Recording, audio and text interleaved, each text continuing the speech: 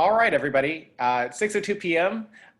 We had close to 80 folks that signed up for our Protect the Vote Miami event that we're hosting this evening. We are excited to have a distinguished group of panelists, beginning with Jennifer Cohn, who is an election integrity advocate. Some vote by mail and vote safe experts from the DEC. Marybeth Prusher is going to be speaking about this issue tonight. And then we also have Wayne, Brody, and Samir Sheth from now both on the Biden campaign, talking to us about voter protection. I want to just very briefly just start off by thanking every single one of you for joining us this evening. This topic is an extremely timely one with a lot of upcoming deadlines here in Miami-Dade County with voter registration, vote by mail ballots dropping, coming up very soon, early voting starting as well, and a need to make sure that we have plenty of volunteers, and Wayne and Samir will touch on this. I think we're trying to set up 1,000 volunteers to help protect our vote come election day and during early voting. So without further ado, I'm going to kick it off to Ms. Jennifer Cohn, who is going to give us an introduction and high-level overview on some of the election issues that we are seeing today. And then following that, we will have Marybeth Prusher, who's going to talk to us about how we can make sure we vote safely this election. After that, we will have Wayne Brody and Samir Sheth from the Biden campaign talking about voter protection. If you have questions, please do hold them to the end. We've reserved plenty of time for questions, and if we run over a little bit, we certainly will want to make sure we accommodate everybody. When you do have questions, throw them in the chat, and we will make sure that we answer them at the end. Or if you don't want to speak, if you do want to speak and ask your question, please just use the raise my hand feature. If you're calling in from your phone, you can press *9, and that will also use the raise my hand feature. So I'm going to put myself on mute, and Ms. Cohn, please take it away. There we go. Got it. Can you hear me now? Great. Thank you so much for inviting me to give this introduction for this important forum. Trump and the GOP have declared war not just on our democracy, but on our election system itself, which is the cornerstone of our democracy. And I think too many people in our country did not fully appreciate the attack on our election system until Trump appointed Louis DeJoy, a GOP mega donor, to head up the United States Postal Service at a time when so many people were planning to vote by mail due to concerns about in-person voting with the pandemic. But the GOP's war on democracy and war on our election system has actually been decades in the making. It's included closed polling stations in Democratic strongholds, voter intimidation, and strict ID requirements where, for example, Jennifer Cohn would not be allowed to vote because my ID said Jennifer S. Cohn. That would be a strict voter ID requirement. It's ridiculous. They've also enabled the use of hackable and unauditable voting equipment. And the question I think we must all ask ourselves is, how is it that they have gotten this far? How have they really brought our democracy and our election system to its knees? I think there are many factors that have contributed to this, but one that has been integral to the GOP and Trump's malevolent success thus far is something that I call narrative warfare. I did not invent the phrase, but I've been using it quite a bit in connection with the attack on our election system. And what I mean about narrative warfare is that they control the narrative to make it appear that the Democrats are engaged in a power grab or that individual voters are cheaters, when in fact it is the GOP in many instances and Trump in many instances and his allies, for example, Russian hackers in many instances, that are really engaged in a full frontal assault on our election system. In 2000, for example, Roger Stone apparently was in charge of the Brooks Brothers fake riot in Florida, which they used to protest the recount and stall the recount, run out the clock long enough so that the Supreme Court could intervene and block it. And this was a form of narrative warfare. Roger Stone has said that the idea was to paint the picture and put up the narrative that the Democrats were engaged in a power grab. when all along it was the GOP that was engaged in a power grab. And this narrative warfare succeeded. This was an election that George W. Bush won by just 537 votes in your state of Florida. Because of the narrative warfare and so much focus on hanging chads, no one really focused on the mistaken purge by a very partisan Secretary of State of 12,000 voters. Again, an election decided by just 537 votes. And no one really paid much attention to the 16,000 Gore votes and 3,000 Gore votes that disappeared from Al Gore's vote totals in Volusia County and Brevard County.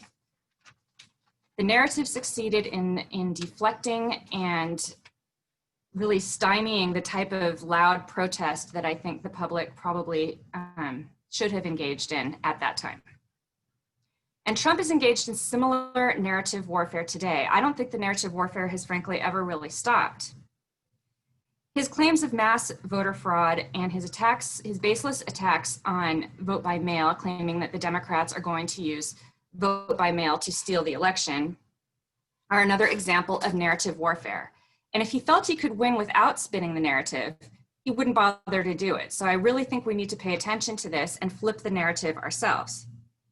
Because of his constant and repetitive attacks on vote by mail, no one is talking about David Scheimer's book, a recent book that came out, which it's called Rigged. And it says that according to 4 senior Obama advisors in 2016, Russian hackers really were in a position to change actual vote tallies. No one's talking about that, or very few.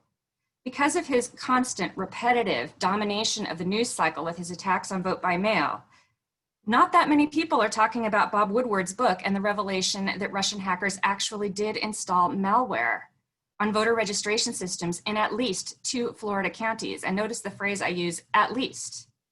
No one is talking about how the Department of Homeland Security admitted that it never conducted an audit to determine if vote tallies were changed or not. No one is talking about the fact that we don't really know if Trump actually legitimately won that election, and that there are many, many indicators to suggest that he did not, that he is an illegitimate president. No one is talking about Senator Blumenthal's tweet in which he has said it did get 50,000 retweets, but off of Twitter, not that many people are talking about Senator Blumenthal and how he is warning that Congress has been sworn to silence about what Russian hackers are up to now, and that what they are capable of doing now makes what they did in 2016 look like child's play, and that Congress has been sworn to silence unacceptably. No one's really talking about that. The news is just covering the repeated attacks on the vote by mail system. We need to change the narrative, and I'm afraid it's really going to be on us, the voters, to change the narrative, because the media, for the most part, is falling into too many of the same pitfalls that it fell into in 2016, which is repeating all of Trump's lies and deflections. But in order to change the narrative, we need facts, and in order to have facts, we need transparency. This means we need boots on the ground everywhere. It will not be enough to just vote in massive historic numbers. We need to do that. But we need boots on the ground to really have our ears and eyes everywhere to see and document. I want to emphasize, and document with cameras, with every tool that we have available to us, document what is going on. We need poll workers. People, if you're young and healthy enough to be a poll worker, you need to sign up to do that. We need poll monitors. If you're healthy enough to do that, we need you to sign up to do that as well. We need people who will photograph the precinct totals. After the polls close, the precinct results are often posted outside the polling place, and we need people who will photograph those and compare them to the official reported electronic totals to make sure that they match. Campaigns should do this. The Democratic Party should do this. Unfortunately, they're not, so we have to do this. ProtectOurVotes.com, which is my organization, has a place to volunteer to do that. DemocracyCount.org is also organizing this. Scrutineers.org is helping to facilitate some of these volunteers. I really strongly encourage people to look into helping with this effort. We need to educate ourselves as to how our election system works, from every step of the mail voting process to every step of the electronic voting process, so that we will know and be able to identify when things go wrong. We need to create a record of how Trump and the GOP tried to take everything from us this election cycle.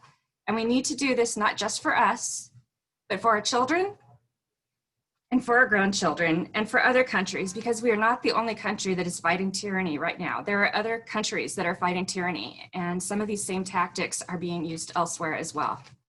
Good luck to us all. Thank you. Jennifer, I can't thank you enough. You know, just even hearing from you and have been able to go back and read some of the stuff that you've written, it is very clear you are a passionate advocate for this work, and bringing up these topics is sometimes hard for us to face and to deal with. That our election system is not as fixed as we'd like it to be. It's a lot more broken than we'd like it to be. And I'm very much looking forward to hearing from Marybeth and from Wayne and Samir to help address some of these issues, specifically here in Miami-Dade County, on how we can make sure we're voting safely and do a lot of those same things that you just talked about. So with that, I'm going to turn it over to Marybeth Prusher, who is the voter registration chair with the Miami-Dade County DEC. Marybeth, take it away. How can we vote safely in this election? How do we make sure we vote safe? Hey, so hi and welcome to everyone here. Good evening. And you know, that was fantastic, Jennifer, although very difficult to follow because it is very depressing and it is very sad, but it is my job to tell everyone here tonight what some of the basic ground rules are, what the deadlines are, how to make sure your vote is cast and counted. And then after me, Wayne will probably go into a little bit more of what they're doing to try to help some of the issues that Jennifer may have identified. So we're going to start immediately, really quickly, with voter registration, which is not really what we're here to talk about, but I'm going to let you know that the voter registration deadline is October 5th, which means that any voter registration needs to be received, whether it's via email, whether it's via online or whether it's via paper, it needs to be received by the Elections Department on October 5th by 5 p.m. if it's on paper, and by midnight if it is online. And you can go to register to vote at www.registertovote.miami. My co-chair, Lisa Askowitz, is here with us tonight also, and Lisa will be posting anything that any website reference I give right to the chat so that you have it there if you want to, try the link out or copy and paste it to a document and save it in your drive, please do. So I'm going to say it again, www.registertovote.miami was set up by the Miami-Dade Democrats. I'm going to show you some websites that we have. Miami-Dade Democrats set up www.registertovote.miami, takes you exactly the same place if you went to the state site. So that's registering to vote by mail. So this is the big issue. We all know that there are tons of Democrats have increased, Republicans as well, have increased the numbers that they are voting by vote by mail. Democrats have far exceeded that of the Republicans. And this is obviously a way that we can choose to vote safely in terms of the virus, but I'm going to teach you how to vote safely in terms of making sure your vote counts. The deadline to request a mail ballot is Saturday, October 24th. You are not requesting a ballot on Saturday, October 24th. That is way too late. Unless you are in the hospital and you are requesting that ballot and somebody's going to run over and pick it up for you at the Elections Department with an affidavit in their hand on your behalf, do not request a ballot that late. We suggest you do it as soon as possible if you haven't already done it. And by the way, if you do it by Saturday, October 24th, it's to be submitted to the Elections Department by 5 p.m., again, online by midnight. The methods to enroll in vote by mail, www.votefromhome.miami. And we're going to put that in the chat as well, www.votefromhome.miami. You can see it behind me. This is a website that will take you directly to the Elections Department where you can enroll in vote by mail. You can also do it via paper, a letter, an email, a fax, or by phone by dialing 311, the government website, and saying, I want to vote by mail. That's all you have to say, and they will connect you to the Elections Department. It may be a long way of doing it because by the time you wait and you're on hold, etc., but you can do it that way as well. And then also we're going to drop in the chat a paper enrollment form that someone can print out right now and use. You can fill it out and mail it into the Elections Department. The directions are right on it. So there will be a link to that paper form. You can check your current enrollment status Now, remember, when you're enrolled in vote by mail, it's only good for 2 general election cycles. That means if you enrolled in 2016, before the 2016 presidential election, it was good for the 2016 election and the 2018 midterm, and it expired in January of 2019. You are no longer enrolled in vote by mail. So if you didn't get ballots for any special elections or local elections that were happening during 2019, then you are no longer enrolled. You can check your enrollment at www.checkmyballot.miami. And that will bring up your voter information file when you put in the information, and it will tell you everything you need to know about your record with the elections department. One of the things it will say is that you are currently enrolled to receive a vote by mail ballot for the upcoming election. If it doesn't say that, then you're not currently enrolled to receive a ballot for this upcoming election, and you need to request one. You can do it very easily right there, I believe. Inside that, I believe they have a link there. If they don't, just go back, go to www.votefromhome.miami and go ahead and request one. So that's how you can check your current status. Receiving your ballot, the Elections Department Supervisor of Elections has informed us she will be mailing the ballots on October 1st. That means we can expect to receive our ballots during the first week of October. You should start checking that website I talked about, the checkmyballot.miami, around October 5th if you haven't received it, because on that website there's a little bar that runs across, and it'll say that you have requested a ballot and we've mailed a ballot, and then it'll say it's been received back or counted. Obviously, you looking for the part where it says mailed, that it was mailed to you, because if it wasn't mailed, get in touch with the Elections Department, get it straightened out. You have time if you do this right away. And if you don't receive it by mid-October, I say get in touch with the Elections Department for sure by mid-October and get it straightened out.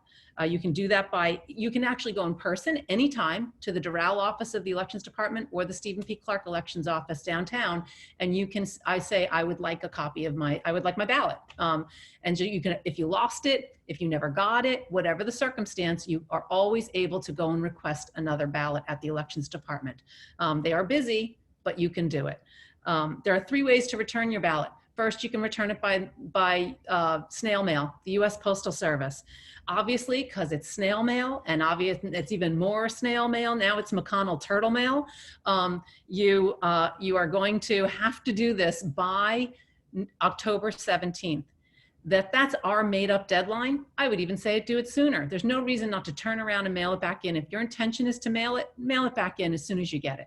But if you haven't, know that October 17th should be your mental deadline. That's the Saturday before early voting starts. Because on Monday, when early voting starts, the 19th, you have other options. So don't go mailing it past October 17th. That's too late to mail it. You're trusting the mail, which is a bad idea. So we're also going to drop a picture of the envelope in the chat if we can, if Lisa's able to. The step 1 when you're doing your mail ballot is complete your ballot, right? Make sure you fill all the ovals in nicely. And if you feel like you've totally ruined it or made some huge mistake, again, you can go to the Elections Department and get a new ballot. Or you always have the option to not send it in and go vote in person when it comes to early voting.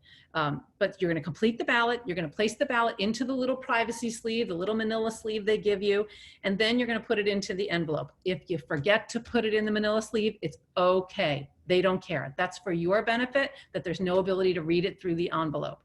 It's okay, it will not be rejected if you forget the manila sleeve. Don't go tearing the envelope open again. That's worse than just leaving the sleeve outside, okay? And then you're going to fill in the contact information. I think the picture we have doesn't have a spot with the contact information, but on the upper left side of the back of the ballot envelope is contact information. They're asking you for that because if you forgot to, say you forgot to even enclose the ballot, or say you forgot to sign the ballot, or say you signed it with a completely different signature than you might have used to register, they're going to get in touch with you and let you know there's a problem with your ballot. If you don't put the contact information, they're going to use snail mail to get in touch with you, and then you won't have time to fix the problem. So please put your contact information, and then please, the number 1 reason why ballots were rejected, and I'm sure Wayne is going to go into this more, was because people did not sign the ballot. You absolutely must sign the ballot. That between that and people not making the deadline, having their ballot mailed early enough to make it by 7 p.m. on election day. Those are the two reasons why ballots are really rejected. Really don't worry as much about the matching your signature, because that is by far minuscule in terms of rejection compared to the number of people who don't sign or don't mail it on time. So if I say anything today, sign your ballot, mail it on time. And then there is a space on the back, I should mention, to put date. If you don't put date, that is okay. That is required for overseas ballots. It is not required for domestic ballots. So do not worry about that, okay? You're gonna, as I said, you're gonna mail it no later than October 17th. And you can then wait a few days and go ahead, after you mail it, I'd wait about 8 days and go check that www, check my ballot again. Go see if now it says, you know, requested, sent, received. It may not say counted yet. That's okay. If they've received it, they've got it, and they're going to count it. Eventually, it will say all four: requested, sent, received back by them, and counted. So you can go ahead and check that. If it's not there, give it a few more days. And if you're worried, call them. But it will. You can keep checking back to see if that shows up there. Second way to return your ballot is by Dropbox. There is a Dropbox, and we're going to drop an image of that as well in the chat. There is a Dropbox at every early voting site, and there are 33 voting sites around, early voting sites around the county. So you can take your ballot and you can go to a Dropbox. It's outside under a little pop-up canopy tent, and there will be an elections department official next to that Dropbox. They take it in every night. They bring it back out every day. They empty it every night, and they're taken back to the elections department safely, and they are then scanned in and counted. The elections department official is standing there, and their job is to make sure that it is signed before you put it into the box. If you bring your ID and present your ID with the ballot, your ballot can be marked as self, which means that your ballot will receive no further scrutiny for signature when it gets back to the elections department. Without self, it will just be treated like it came through the mail. The same as anybody's who came through the mail, it'll be treated with the same signature scrutiny, and it will then be, you know, open, scanned, and counted. So if you are bringing someone else's, our recommendation is to bring an ID. They are requested, but there's not an absolute requirement, but they are requested, and I believe they are going to be asking if it's not your ballot for an identification, and they may even be writing down your name, and then that you returned, you know, this ballot number, and that ballot number. Our recommendation is that you return your own, your spouse's or your child's, and up to maybe one person who doesn't live in your household. I wouldn't personally go beyond that, and that's basically our recommendation. And an ID is requested, but as far as I understand, not absolutely required. And so these drop boxes, you can drive up by car, or you can walk up at every single one of the locations. So there's an ability to drive up or walk up. And let me see where else lastly, again, you can go back and double check to see if it was counted at www.checkmyballot.miami. And then the third way is to drop box after early voting ends. So early voting ends, you still have your mail ballot with you. You haven't dropped it off. You wanted to drop it off at a drop box. There are 4 locations that you can drop it off on the Monday before Election Day and on Election Day. So the 4 locations are North Dade Library, South Dade Library, the Stephen P. Clark Center downtown, and the Supervisor of Elections office in Doral. 7 a.m. to 7 p.m., those drop boxes will be available. Of course, you always have the option to in-person vote. Getting a mail ballot is an option, not a requirement. So if you have it, that's great. You can use it, or you cannot use it. You can bring it with you to the polls if you'd like, and here's my advice. I would fill it out. Even if I think I'm going in person, I'm definitely going, I don't care, I trust that I'm gonna be safe, I'm gonna go in person. My advice is fill it out and bring it with you and have it signed, sealed, and ready to go, because if you get there and there's a 3-hour line, then you have the option to walk up to the drop box and drop it off if you decide you don't wanna wait and do in-person voting. You have the option. Then when you walk inside and decide you are gonna wait, you go inside, you present your ballot to them, they will tear it up, put it in a box behind them, and go ahead and give you your regular ballot and allow you to vote. But let's say you went and you decided you're gonna in-person vote, but you either lost or did not bring with you your vote by mail ballot. By law, they have to allow you to vote on a regular ballot regardless of whether you present it to them or not. They will have to look it up and make sure that in the system you have not voted via your mail ballot, because they'll look you up and know that you had a mail ballot, but then they should be printing out and handing you a regular ballot and not a provisional. So make sure you ask for help. If someone says no, well, then you have to vote on a provisional. Ask for help and ask for a supervisor, and look for a voter protection person who will be hopefully at your polling place. So in-person voting is the early voting, and you can find the early voting sites at www.earlyvoting.miami. So earlyvoting.miami is where you can find the list of all the early voting sites, and they are open from 7 a.m. to 7 p.m. every single day of early voting. And that is from Monday, October 19th through Sunday, November 1st. So you have the ability to use the drop box or in-person voting for those 2 weeks. And then on Monday, after early voting ends, on November 2nd and November 3rd, you have the option to use the drop box for your vote by mail ballot at the 4 locations, the North Dade, South Dade, and the North Dade, South Dade regional libraries, and the two other election department sites. And then on election day, obviously, you can go to your precinct polling place from 7 a.m. to 7 p.m. Or those drop boxes. And you can always check, no matter where or how you vote, you can always go to www.checkmyballot.miami and check that your vote was counted, because it will say where and when and how you voted.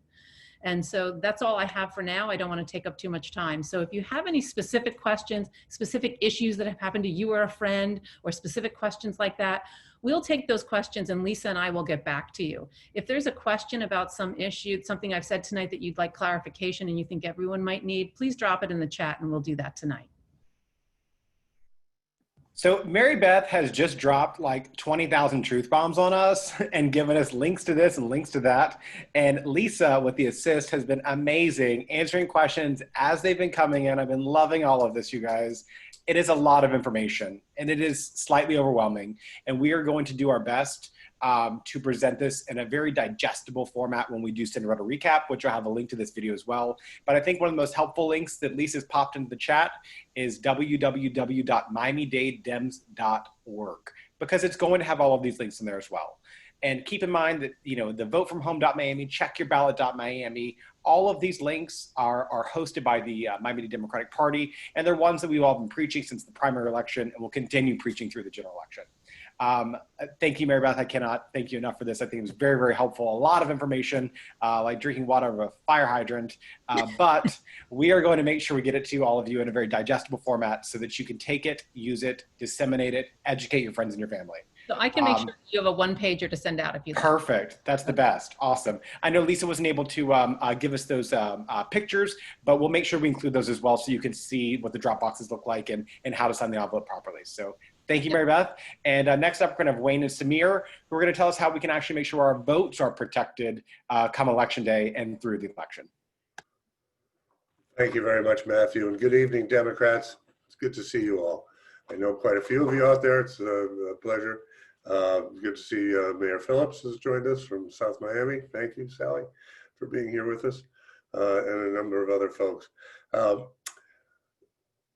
Voter protection, which we're going to spend the next few minutes on, is not a new project. It's relatively new with using that name, but it's basically the struggle we've been going through for the last 150, 160 years since the end of the Civil War. Briefly, folks have all heard the term Jim Crow. What is Jim Crow? Jim Crow is a series of laws designed and built during Reformation, during Reconstruction, to prevent Black people from voting, not to put too fine a point on it. We won't go through it all, the poll taxes and all the rest, the quizzes, the tests, everything intended, the criminal law that criminalized loitering and other things that were strictly intended to keep Black voters in jail and as part of the least worker system. And then you hear a lot of people talk about the new Jim Crow. And here's what the here's the little secret about it. The new Jim Crow is actually the old Jim Crow. There's no difference. There's nothing different going on, right? It is still intentionally a set of laws and practices designed to keep Black people from voting. Not to put too fine a point on it, but that's what we're seeing. We've seen it all along, and we've seen it in Florida particularly. Florida's been a hotbed of Jim Crow since the term was invented. We have our sundown towns, we have our history of lynchings, we have our horror stories, and too many of them, not just echo, but continue, resonate today. A lot of the work of voter protection, particularly here in Florida, but elsewhere as well, across the country, a lot of that work is about preventing, standing between our communities, our democratic communities, and Jim Crow. Putting an end to Jim Crow once and for all is our goal. And what drove the biggest blow to Jim Crow was the Voting Rights Act.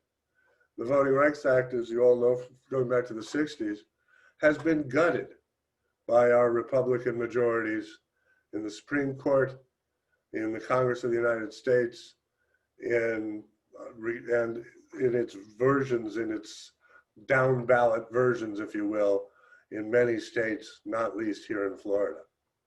And if you have any question whether that's still going on, whether the right is taking advantage of the lack of voter protection under the Voting Rights Act and a right-wing judiciary, you have no further to look than the 11th Circuit Court of Appeals ruling on Amendment 4. It's just, folks, it's a poll tax. Folks, that's what Jim Crow looks like. That's exactly what Jim Crow looks like. We are not going to be able to defeat that, certainly not in time for this election. There are people working on it, and we'll keep trying. But we can defeat just about everything else. We can't win as plaintiffs in this state, right? 20 years of Republican control of the courts and of the judiciary, of the legislature, have made it very difficult for us to do anything other than show up, stand up, and protect the vote. That's how we have to do it. That's how we do it. That's the way we do it. That's why we fight the way we do. So was there anything between the end of old Jim Crow and where we are today? Yeah. In 1980, I'm going to take it at 1980 New Jersey. It'll be the end of our little history tour, but we'll go to 1980 New Jersey. Jim Keene, a Republican, is running, an unpopular Republican, is running for governor. He's unpopular, of course, in the majority Black communities in Trenton and Newark and elsewhere throughout the state. But the RNC, the Republican National Committee, has spent a lot of time and money. They want Jim Keene as governor and others around the country. And they've created something called the National Ballot Security Task Force. Who are they? They're white guys. They're off-duty or recent off-duty cops or recent people recently discharged from the military. They are either carrying weapons or carrying walkie-talkies and weapon belts. They have armbands. They are mean-looking, and they are stationed only outside of heavy Black districts, Black polling places with heavily, and obviously those are Democratic polling places. They have big signs that say, warning, this area is being patrolled by the National Ballot Security Task Force. And they are intimidating as intimidating can be. And so much so that the DNC filed suit and said these intimidation tactics are a violation of the Voting Rights Act. But of course, the suit, we won that suit a little too late. Jim Keene was actually elected by 1,500 votes and was a lousy one-term governor of the state of New Jersey, but that's a different story. In that lawsuit victory that followed the election, however, the RNC signed a consent decree that said they, the Republican Party, could not nationally command or coordinate or spend money on voter suppression techniques, what they called active ballot security measures. That very consent decree expired this June. this past June. Since that moment, Republicans have been meeting all across the country, planning, strategizing, and most importantly, fundraising to the tune of some 40 or $50 million, as we understand it, on how to restore their active ballot security measures. And where are they going to do it? Where are they going to come first with whatever they have up their sleeve? To the most important Democratic county in any swing state in the nation, that's Miami-Dade. That's where we are. That's how we got here. That's why we're worried. We've seen already some signs of what they're going to do. I'm not going to share them here, but we've seen some suggestions of what their playbook looks like. We could see a reprise of the active ballot security measures. They've used that phrase again without any hesitation. We have a voter protection effort. If you are Republican and going to a meeting like this on the other side here in Miami tonight, they are talking about ballot security measures. Once again, there's ballot security, ours is voter protection. Take your pick, folks. That's how we got here. The good news is we're not alone. We have significant resources in this county. We are going to deploy them, but we are joined now, as we've been working on this for a long time, but we are now part of the Biden campaign, 2020 Victory. And 2020 Victory brings with it all kinds of things: resources, skills, money, people, and hopefully, not hopefully, with any luck at all, if we all goddamn work hard at it, then we've got the success we need to move forward and to win this thing. So with that, I'd like to pass the baton, both literally and figuratively, to our new leader, joined us from Washington, a tremendous resume, working for the Biden campaign, and a part of a real leader in voter protection and his long history of that, but leading our efforts now in Miami-Dade. Samir Sheth is somewhere on here. I don't see him, but oh yes, here. There he is. Here. So with that, I'll turn thank you, Wayne. Nice to join you guys. Sorry, I'm late. Hello. So thank you, Wayne, for that very kind introduction. As Wayne mentioned, I'm the Miami-Dade Voter Protection Director for the Biden campaign and the coordinated campaign broadly. We have the largest effort as far as staff goes that we've ever had in Florida this cycle. But candidly, we got a little bit of a late start, and we really need everyone to pitch in at this point. To give you a sense of what we're trying to do, there are roughly 770 polling locations in Miami-Dade that we're going to try to have poll observers at, both inside and outside. And there are 33 early voting locations for 14 days, and we're going to try and have someone inside and outside at all of those. You put that together, it's well over 1,000 poll observers shifts. So at least 770, or really 1,500 on election day, and then about 500 during the early vote period. So it's a massive undertaking. Recruitment is the name of the game. Many of the people on this call have been pitching in already.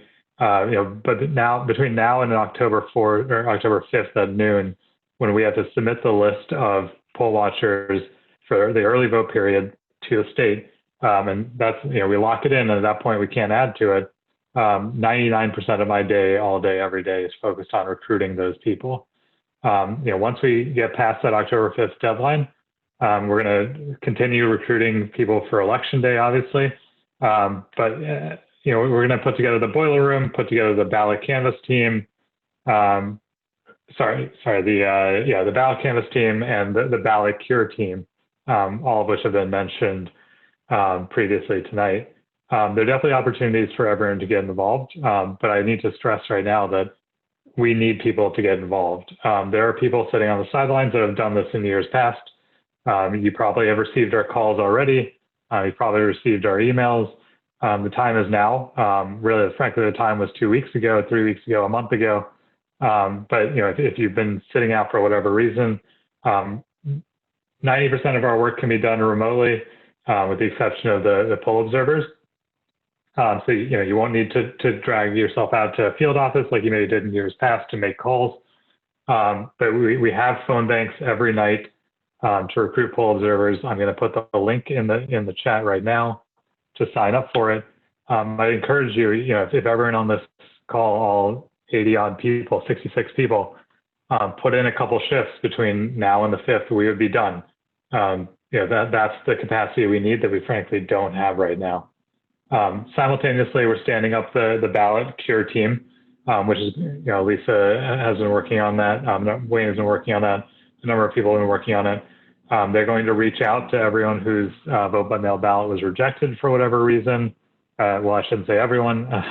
We're the Democratic Party, so everyone that our data leads us to believe is a likely Democratic voter. We're going to reach out to them. Yes, Kayla, you do have to be registered in your designated. Sorry, I'll get to the questions later. So we do need people to pitch in starting now. We also have the voter hotline that's up and running. So if answering calls from people as they receive their ballots and have questions about voting or as early vote kicks off, if that's more your speed, again, reach out, get involved. All of this is happening now, and there are 41 days left before election. The thing that got me out of my cushy law firm office 3 weeks ago was the knowledge that on November 4th, I'm going to have to look in the mirror and decide if I did enough to prevent Donald Trump from getting reelected. And I'd like to think that the answer for me is yes, now that I'm on the campaign. And I hope that all of you, dedicate all your time and resources between now and November 3rd to getting this job done. There's really no second chance. I'll leave it there. I know we have a lot of questions, and I guess I'll let you moderate that if you like, or I can sort of read through the chat, however you want to do this.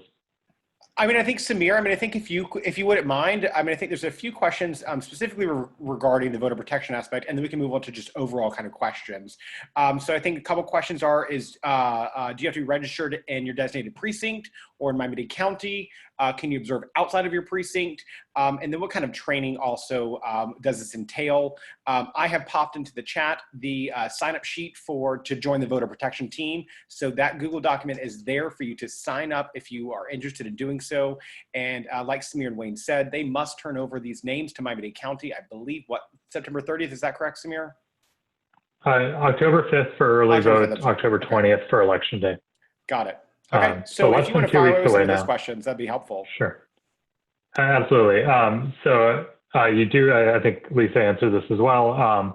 You do have to be a registered voter in the county you want to be a poll observer at, if you want to be an inside poll observer. We need people outside. That can be anywhere. You can be a New York resident. So both are helpful.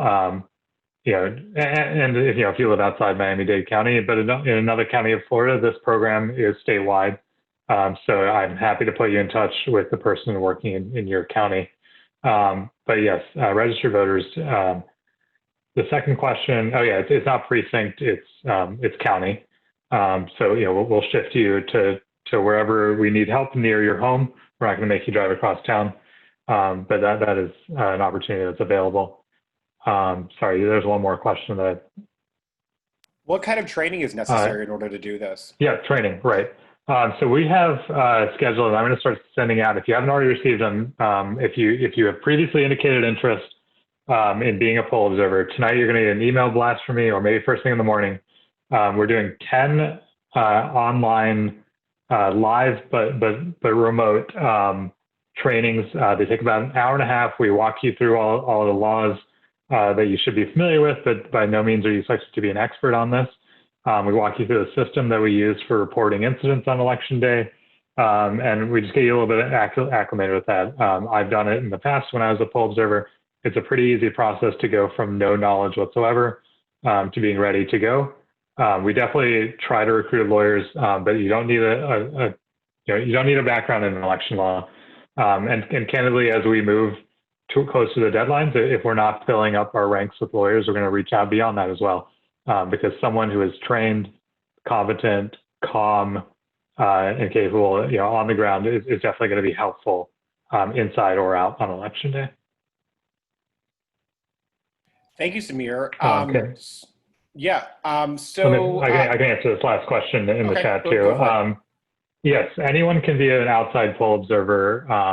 You do not have to be a registered voter or even a U.S. citizen.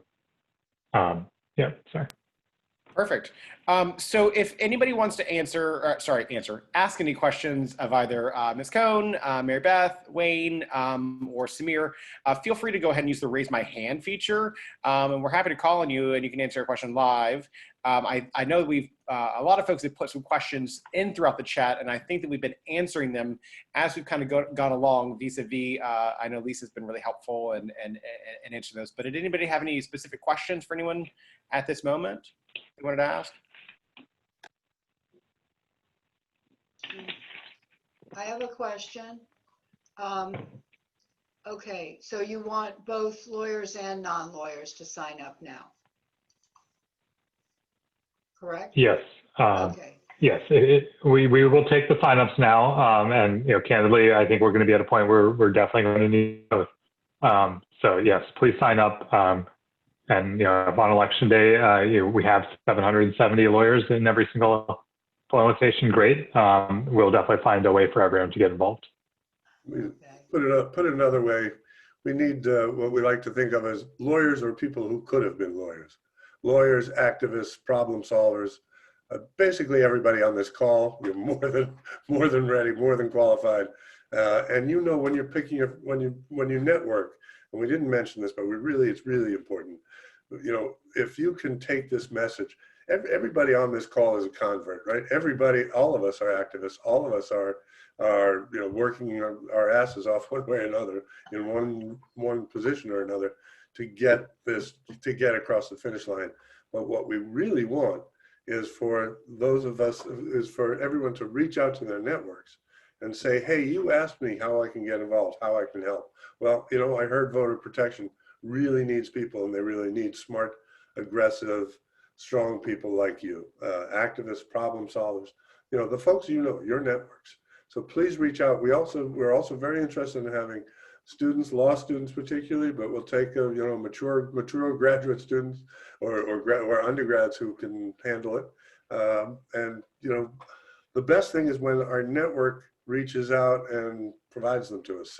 Please send them our way, and you'll have all the Matthew. I don't know if the various contact numbers are up here, but one of the things Matthew said was go to the Miami-Dade Democratic Party's website, miamidadedems.org. We have all the signups there for everything we've talked about. I'm going to pivot off of what Wayne just said, if I can jump in and just say, more about, we talked Monday a little bit, if anybody who was at the meeting on Monday, about how, I get it, you're the choir, we're the choir, it's not those of us here who probably need the vast majority of the information you heard tonight.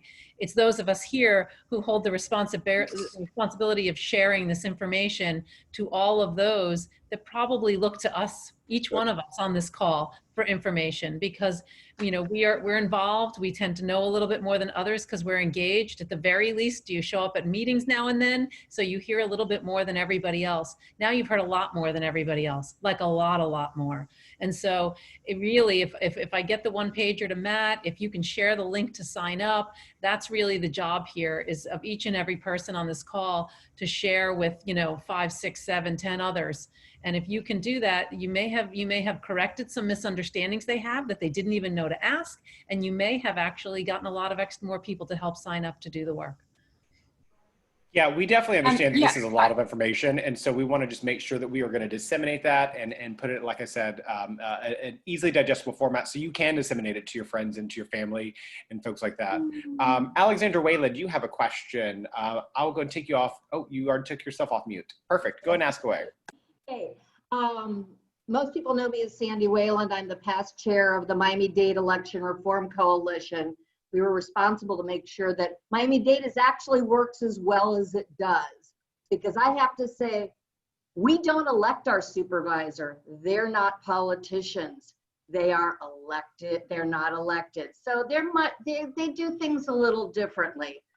But I have to say that I wish we weren't encouraging so much vote by mail, because there are so many things that can go wrong. And anyone who participated in the primary and had to chase the vote and find out. You find out that what happens is they give you these big lists and the phones aren't right, and then somebody has to go and chase them at their homes, which is not easy.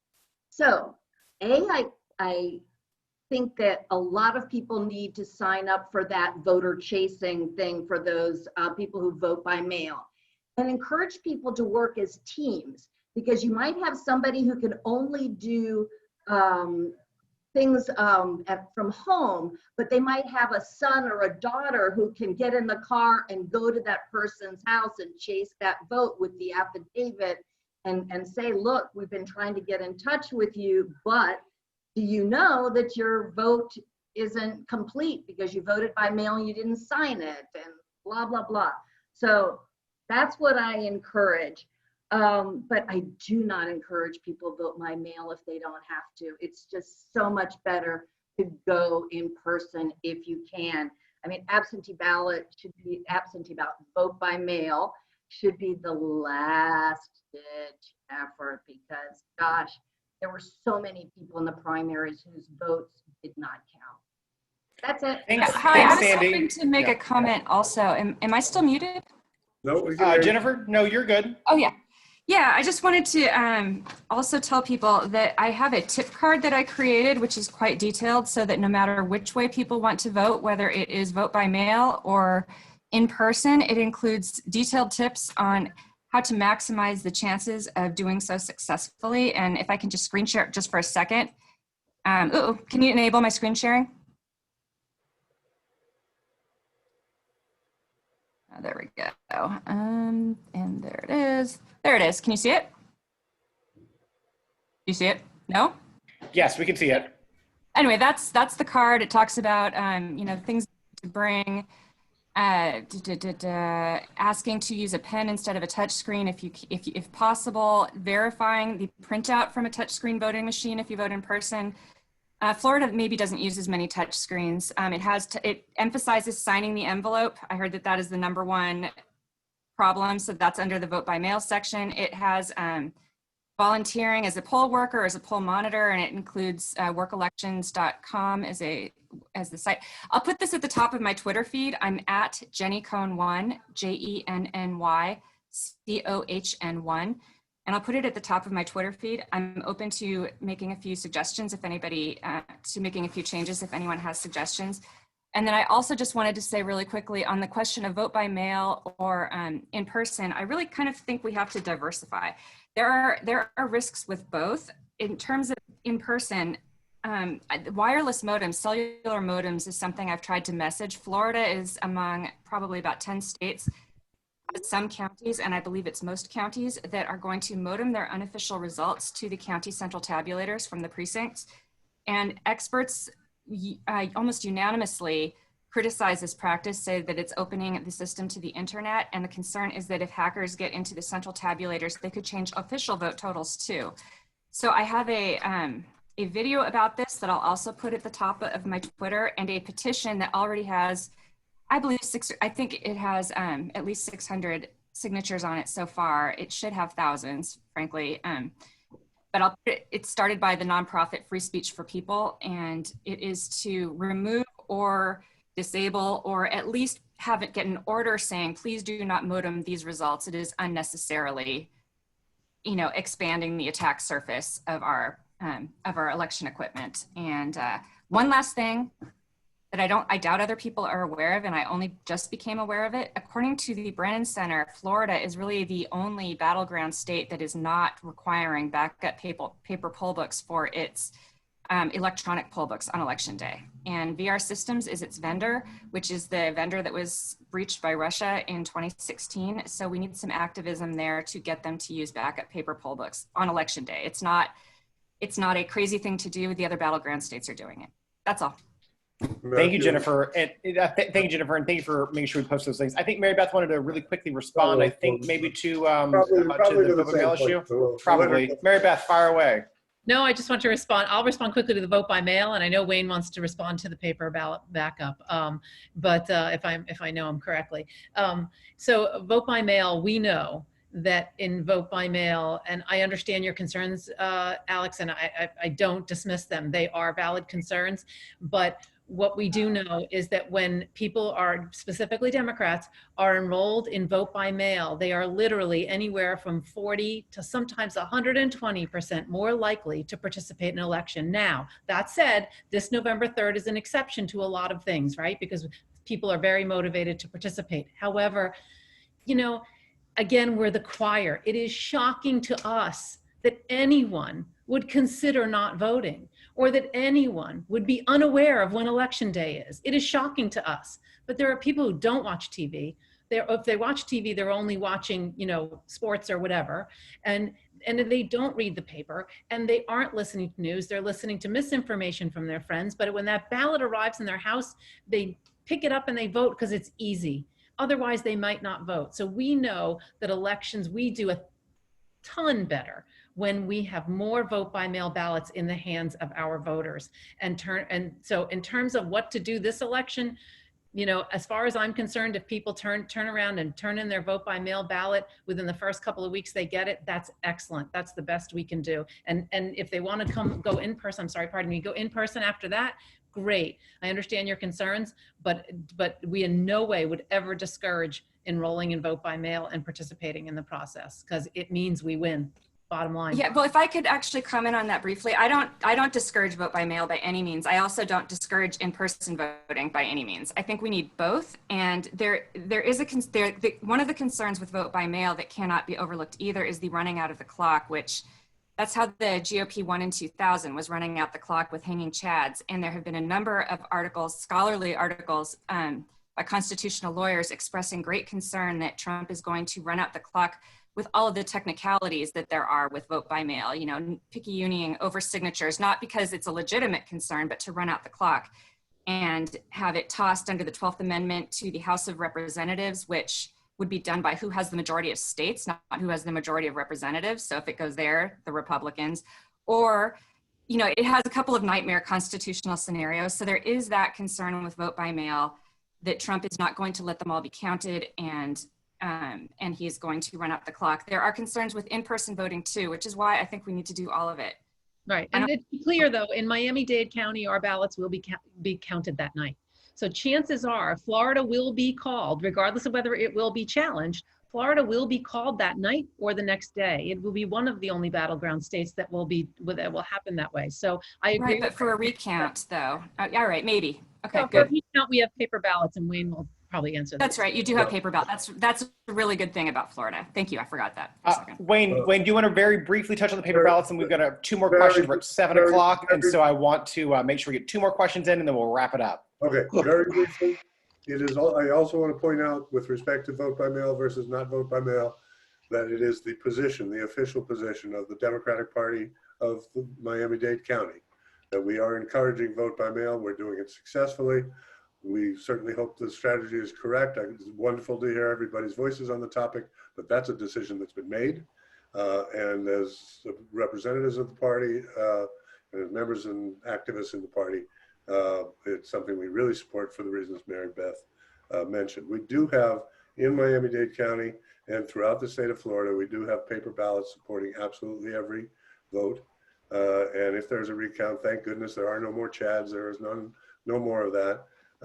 As Sandy mentioned, we have a professional supervisor of elections who's done a terrific job.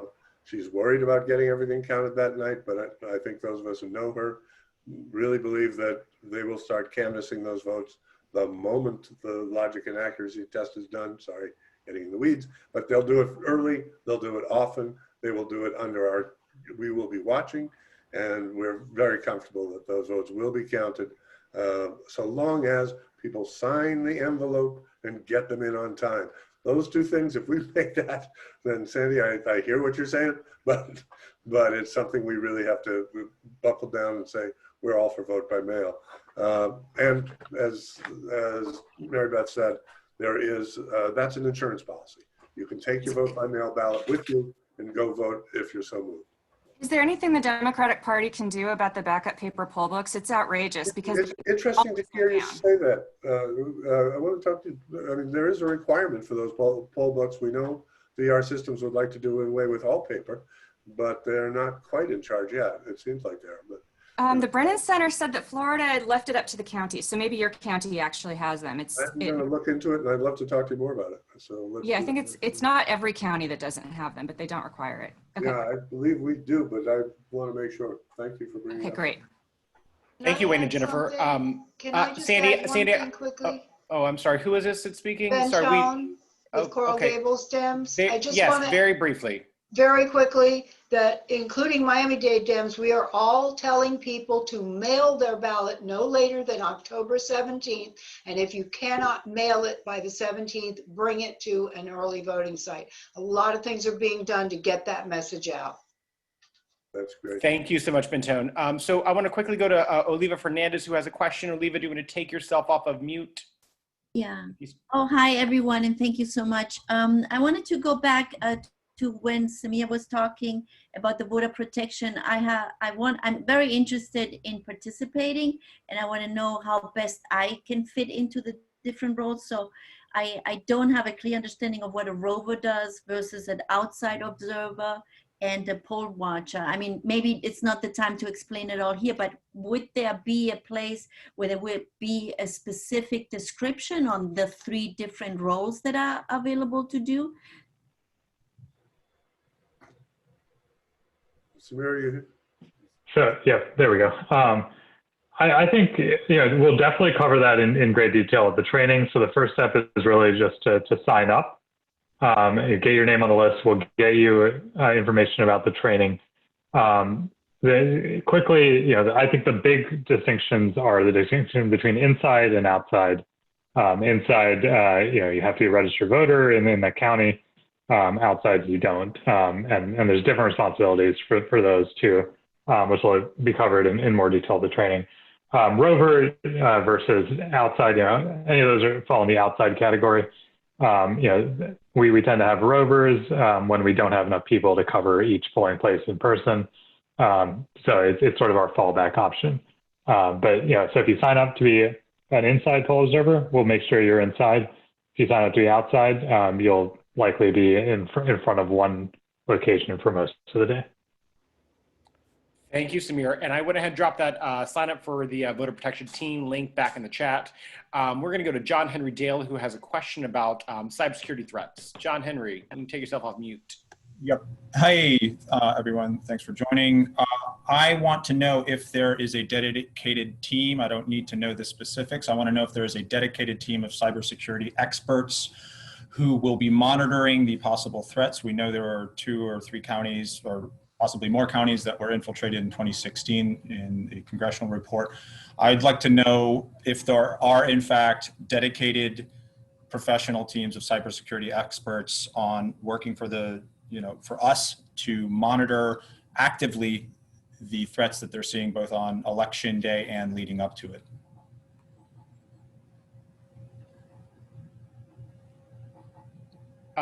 Wayne, Samir, what do you want to handle that? Well, I'll let Samir speak. Go ahead, Wayne.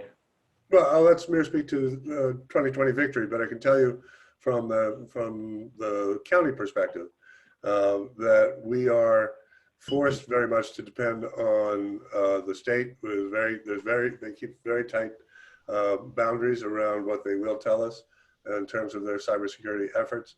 So we've deferred to that, and I suspect 2020 victory has a whole lot more going on that we have not been privy to. Samir? I don't believe it does. That's correct. Sorry, go ahead. I don't believe that 2020 victory does. I'm a little bit concerned. I'm a fan of Mark Elias's work on voter suppression. He does a lot of the work for the Democratic Party nationally, and I believe is doing a lot of the legal work for the Biden campaign, if not officially, unofficially, but certainly for the Democrats.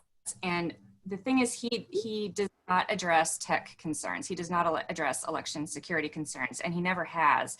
And he did preside over the great concessions in 2004, which was John Kerry, who has since said he thought his election was hacked, and 2016, which we know was hacked, although we don't know if it changed the outcome, but we know it was hacked. And then also 2018, which might have been hacked. That was Andrew Gillum, and Bill Nelson, and there were no election challenges, no investigation. So we really need to pressure the Democratic Party to take the security threat more seriously than it has and that it appears to be taking it right now. Thank you, Jennifer. So we're going to do one last final question from one of our fantastic state representatives, Joe Geller. I know we said we weren't going to take any more questions, but I'd be remiss if we didn't allow Representative Geller to ask a question. Representative, fire away. Thank you, Matthew. And I just wanted to say on that last point, I just wanted to, you know, there are things being done. We did have a lawsuit that was successfully settled, at least as far as ballot images. They are the 8 largest supervisors, supervise the 8 largest counties, have now agreed that if there is a presidential recount, they're retaining ballot images, and that those are a really valuable check against the paper ballots that sometimes walk away. 32 other supervisors are retaining theirs voluntarily. You know, I just want to say that Samir and Wayne and everybody are doing a terrific job. But the bottom line here is the comment, I think it was Jennifer Cohn, about running out the clock. That was the big mistake in 2000, okay? We really thought that, you know, well, this is ridiculous. They have to count every vote. But they didn't. They just didn't. So I think the comment that was made earlier about over-reliance on vote by mail, I agree with. But remember, the goal here is to get people one way or another not to have to vote on election day. We don't want to be Georgia or Kentucky or Wisconsin. We have to avoid that. Early voting is just a really good option. You know, you can pick your time, you can pick your location, you can go where it's not crowded, you can go. They're going to have larger venues. They're going to be able to be more socially distanced. Anybody who is not very comfortable with vote by mail, first just remind them, vote by mail doesn't mean you have to send your vote by mail. Vote by mail means you get your ballot in the mail. You can drop it, you can return it. You've got a lot of options. All the early voting sites, a lot of them are drive up. Anyone not comfortable with that, tell them to vote early, but tell them to try, if they can, to stay away from election day. That's where the lines are going to be bad. That's where the social distancing is going to be weakest. We're fortunate in our state that they tally all those vote by mails in advance, so, or most of them will be. So we don't have, if people get their ballots in early, we should not have the run out the clock problem, even though if there are recounts, those will be problematic. And I just want to say, for all of us that know that, you know, this is really maybe the last stand for democracy. This is really maybe the last chance to see that that mass murderer who would be king cannot continue in the White House. If we win this state, he's done if we win this state. And if we come in early and we get our votes in early, and Florida's on the board for Joe Biden and Kamala Harris early on election night, we don't have to worry about what happens and how long it takes them to tabulate in other states. We will break the back of what they're trying to do. We will win the public relations battle. It's in the hands of the people who are on this call. You know, Samir talked about looking himself in the mirror, and I thought that was the most important thing I heard tonight. Every one of us needs to look ourselves in the mirror. The guy looking back at me with a big beard, I don't know how that happened, but every one of us needs to look ourselves in the mirror and say, better to be out there at early voting on election day than to have to man the barricades when this guy declares martial law. Get out there, get your friends, get your neighbors, get everybody that you can reach. It's in our hands. We can win this state, and we can put this country back on the path to democracy. Thank you very much, Matthew. Right on. Representative, you just like literally stole my closing statement. I'm so sorry. That's okay. Samir wanted to just briefly touch on one thing about voter protection, and then we are 11 minutes past our scheduled time. I know this has been a very engaging subject, lots of fun topics to discuss, lots of information. So Samir, really quickly, you wanted to highlight something really quickly about the voter protection very fast, and then we're going to close this puppy out. Yeah, thank you guys, and thanks for all sticking on 11 minutes past the close. What I really wanted to emphasize is that, we've talked about a lot of things tonight, and most of the things we've talked about are now out of our control, especially for most of the people assembled in this Zoom room tonight. There are very few things we can do to change the course of the election, and we can spend a lot of time on academic debates, but when we do that, what we're missing out on is the vital work that goes into ensuring that we have poll observers at every single polling location. That is something that everyone can do, and that's something that we need a lot of help with doing. So I would encourage everyone over the next 2 weeks, definitely before the early voting deadline, registration deadline, to dedicate time to recruiting poll observers. And if you yourself are able to be a poll observer, sign up now. We know there are lots of people out there that say they're going to do it that haven't signed up yet. Follow the link in the chat, sign up. Someone will be in touch to schedule a training shortly, and sign up to do phone banking shifts. We need to start reaching out to people. Many of our longtime volunteers aren't doing it this year for completely valid reasons, but without the eyes and ears on the ground at every polling spot, many of these broader concerns, we're not going to be able to do anything about it on election day because we won't know they're happening. So I just want to leave you with that now.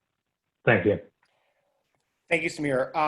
Once again, I just want to thank every single one of you for coming out tonight, taking time out of your schedule to learn more about how to vote safely this fall, to do it properly, to make sure that we are protecting our vote.